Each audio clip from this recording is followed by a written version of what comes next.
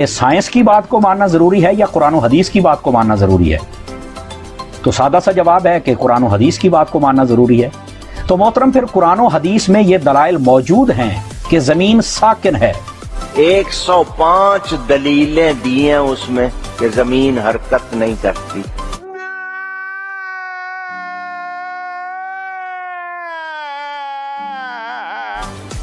कितनी ऊंची दुनिया लगी हुई है उस किताब पर। आज काम हो रहा है उस पर, इंशाअल्लाह हक वाज़े हो जाएगा।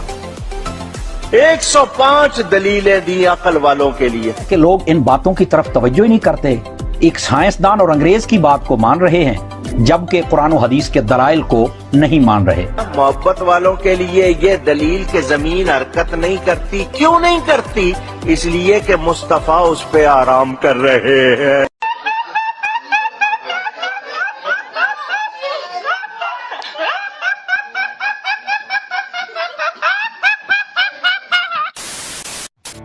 खाने की चीज में मक्खी गिर गया तो क्या करो?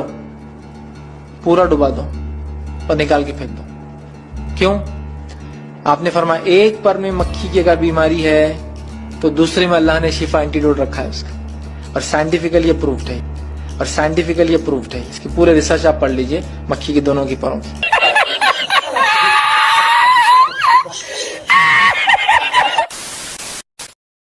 फरमाते हैं मैं 3 साल इनकलाब के दौर में रहा और जब अमेरिका ने एंटी प्लास्टिक मिसाइल मारा, मीडिया वालों ने इमाम खुमैनी से सवाल किया। मैं उस वक्त मौजूद था उनके पहलू में। कहते हैं जब उनसे सवाल किया गया कि इमाम आयतुल्लाह खुमैनी, आपके पास आपके घर पे एंटी प्लास्टिक मिसाइल फेंका गया है, आप क्या करेंगे? वो कहते हैं इमाम खुमैनी ने कुछ नहीं कहा, फकत कुरान की एक आयत पढ़ी। एक आयत पढ़ी। का कौन सी आयत? का उन्होंने फकत कहा अलम तरा कैफा फअला रब्बुका बिअस्हाबिल फील।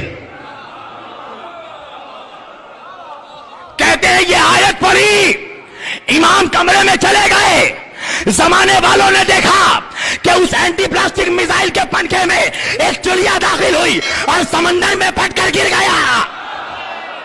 अरे अब तक नहीं समझे? अल्लाह ने बताया कि वारिसे काबा की हिफाजत के लिए अबाबील का लश्कर। तुम्हें कब से क्या?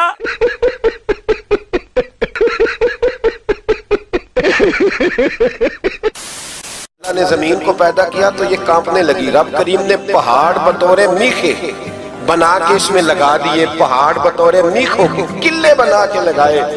जमीन ठहर गई। जब हुजूर ने कह दिया ठहर गई तो मैं कैसे मान जाऊं घूम रही? Are you comedy me? ये मोहम्मद की दुआओं से ये तारों की ड्यूटी लगी है सल्लल्लाहु अलैहि वसल्लम कि अब कोई जिन वहां नहीं जा सके। अगर कोई जाता भी है, चाहे वो पाकिस्तान का जिन हो या अमेरिका का हो, कोई भी नहीं जा सकता। अगर अमेरिका गया है चांद पर तो गया है तो गया है। चांद तो बिल्कुल नीचे, जैसे ये पंखा छत से नीचे है, चांद नीचे है।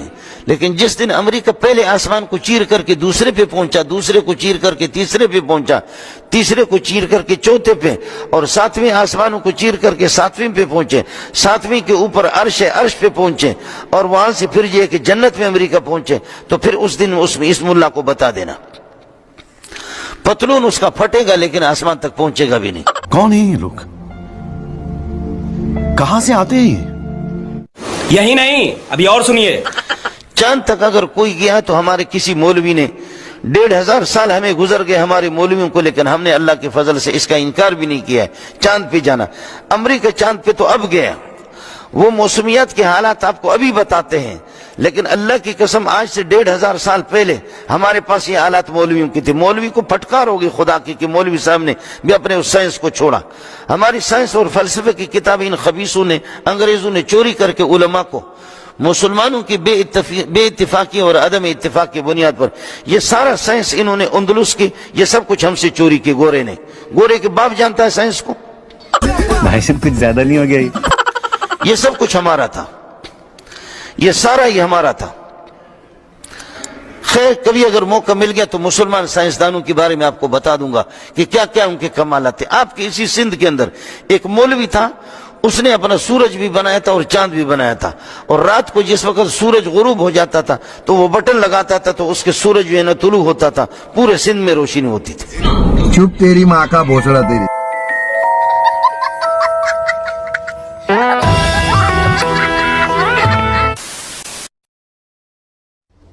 خود ڈاکٹر ہمیں کہتے ہیں آپ نیند زیادہ کریں، جتنا آپ سوئیں گے آپ کا وائرس بھی سو رہا ہوگا۔